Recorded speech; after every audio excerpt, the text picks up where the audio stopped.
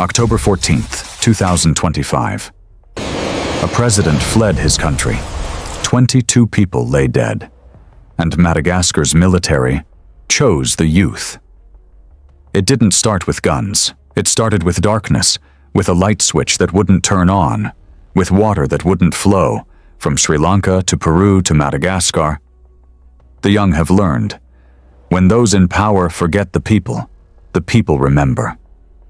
This is the story of 20 days that shook a nation, how Gen Z turned infrastructure failure into revolution, how a president attempted to dissolve parliament to save himself, and how, before dawn on October 14th, the military made their choice. Andry Rajoelina, born 1974, former DJ, media entrepreneur.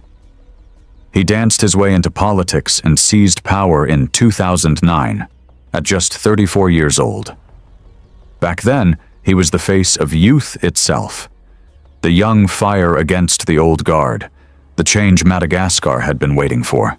He won elections in 2018, then again in 2023, promised solar plants, hydroelectric projects, infrastructure reform. But time has a way of turning heroes into kings, and kings into cautionary tales. By 2025, the lights still went out. Water taps ran dry across Antananarivo, the capital. The young people who once believed in him, they lived in the dark, studying by candlelight, walking miles for water, watching promises evaporate like morning fog, and slowly the whispers began. Enough. September 25th, 2025. The protests began. Thousands of young people flooded the streets. Their demands were simple: electricity, water, accountability, the basics, nothing more. At first, the marches were peaceful. Colorful flags, chants for reform. They organized on TikTok, on Telegram, in group chats that spread like wildfire. But the government called them troublemakers. The police answered with tear gas. September 26th, Rajoelina fires his energy minister, thinking it would calm the storm. It didn't. The crowds grew larger, the clashes grew violent, and the death toll began to rise. September 27th through October 13th. 17 days of escalation. Protesters blocked roads, burned a government cable car station. Police charged with batons. Young people fell. According to the United Nations Human Rights Office, 22 killed. More than 100 were injured. Most of them are under 30. September 29th. Rajoelina, desperate, tried his final gamble.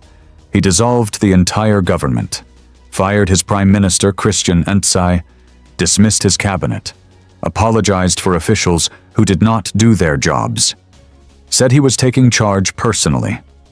The demonstrations exploded, larger, angrier, unrelenting. For 2 weeks, pressure built. Rajoelina barely appeared in public. October 12th. His office released a statement. An attempt to topple the government is underway. He claimed the situation was under control. 48 hours later, he was gone. October 13th. Reports emerged. The president had fled. Opposition lawmakers confirmed it. Rajoelina was out of the country. He later said he left in fear for his life. But he refused to resign. October 14th. The National Assembly convened. They voted. Impeachment passed. And then, CAPSAT moved. The elite Special Anti-Crime and Anti-Kidnapping Unit, the same military force that had backed Rajoelina's rise in 2009, Commander Colonel Andry Rajoelina, once a loyal ally. But this time, they chose differently. The military surrounded government buildings, not to defend the president, to remove him. Because those soldiers, they were 23, 25, 28, barely older than the protesters. They went home to darkness too. Their families fetched water from wells too. Their children studied by candlelight too. When the people rose, the army joined them. By evening it was done. Madagascar woke to a new reality. President in exile, government collapsed, military in control. No explosions. 22 had already died. But the palace stood empty, and the flag flew under new hands. 20 days, that's all it took. This wasn't just a government falling, it was a generation awakening. A moment when young people realized silence is also a choice, and patience has limits. Across Africa, the ripple was felt.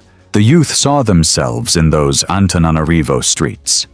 They saw that democracy, when betrayed, eventually reclaims itself through defiance.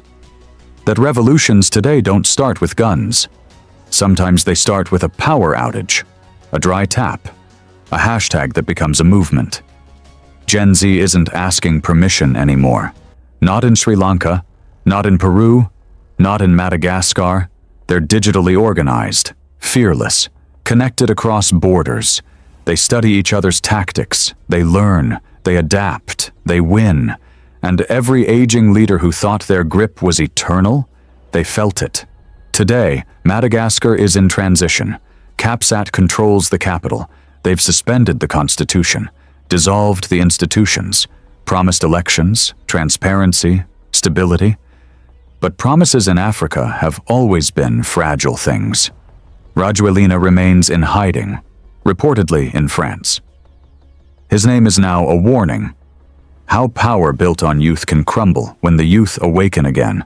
From DJ to president to exile, from hero to cautionary tale, from darkness to uprising. Madagascar's Gen Z proved something the old guard forgot. The future doesn't wait to be invited, it takes, and across this continent, from the youth coding in Lagos, to the students marching in Nairobi, to the voices rising in Lusaka.